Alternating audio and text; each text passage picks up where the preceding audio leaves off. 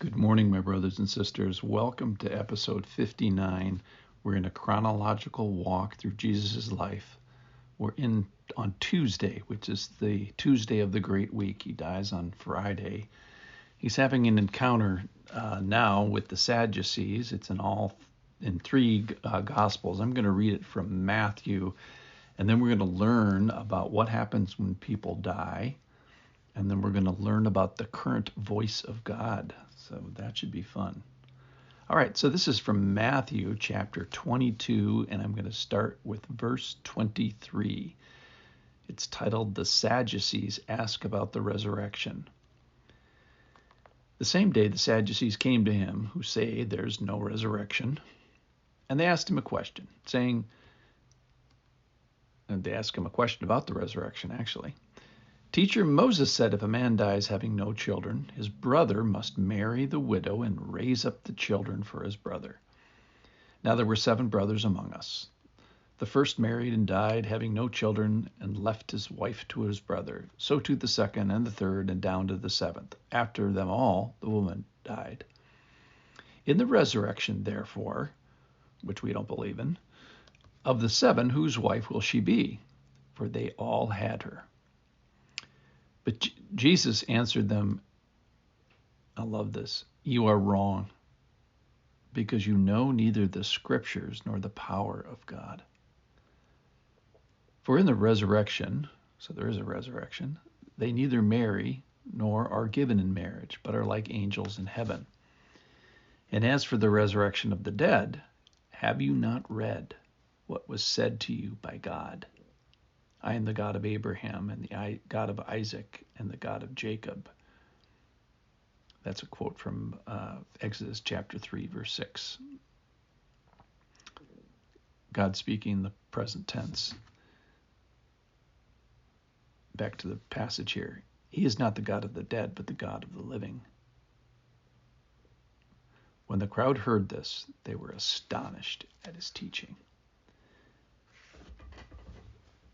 So the Sadducees are asking him a question about the resurrection, what happens when people die. And just, here's the thing, they're wrong about the resurrection. They're wrong about a lot of things. In fact, Jesus says in verse 29, "You are wrong." And then it tells them the reason why they're wrong.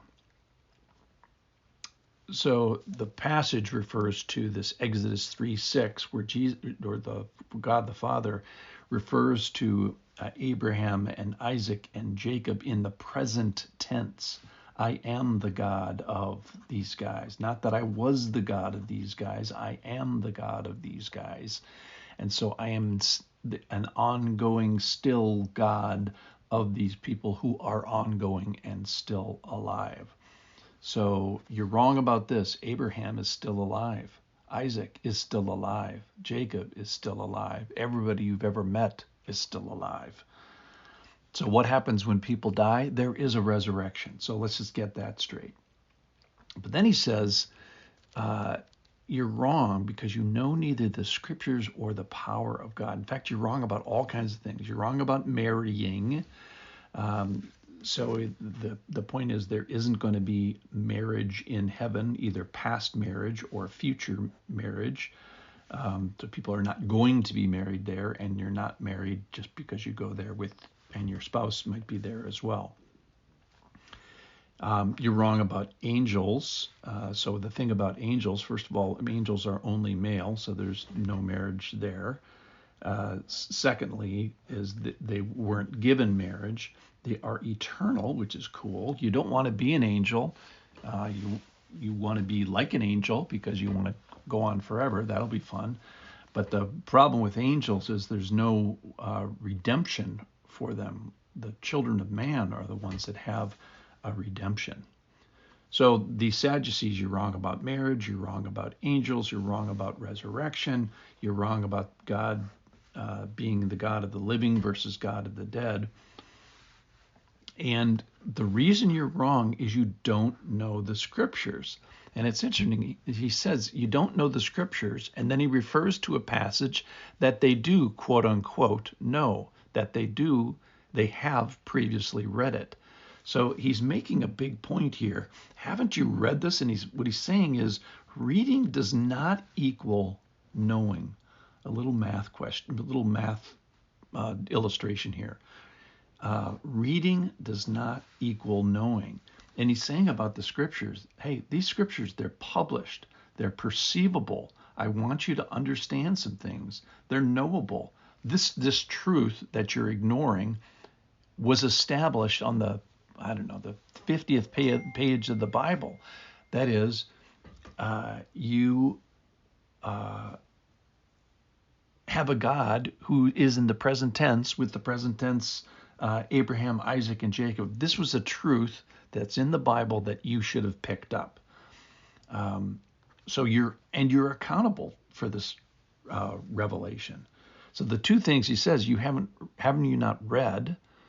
And they had, but they hadn't understood it, hadn't known it, and they didn't know the power of God or the person of God and the arm of the Lord. We talked about that in episode 51. Verse 31 really hit me. This was my favorite. Have you not read what was said to you by God? And then he quotes this passage. So he's saying that this is as if the voice of God is verbally speaking to you. He equates it with the same import. He says in Exodus 3:6, God is speaking to you via his word. And so if God was speaking to you, wouldn't you approach it with humility and awe and respect and honor? So with regards to the Sadducees and us, okay, don't be wrong. How? Well, know the scriptures. Approach them as if they're said by God. So that would be start with curiosity and wonder and glad you're here. And then to the end, aim for awe as if these things are God, things that God are telling you. And don't be wrong about the power of God. He's knowable, relatable, observable, and I think we're accountable for knowing him. And read with the purpose and the point that reading does not equal knowing. So read to know, don't just read to read. I always tell people, read less of the Bible and hopefully you'll understand more. The purpose isn't to get through the Bible, to get the Bible through you. So read, yes, and read as if it's said to you by God. Why? Because the Bible is spoken to you by God. Thanks for listening, and thanks for considering this from the Word.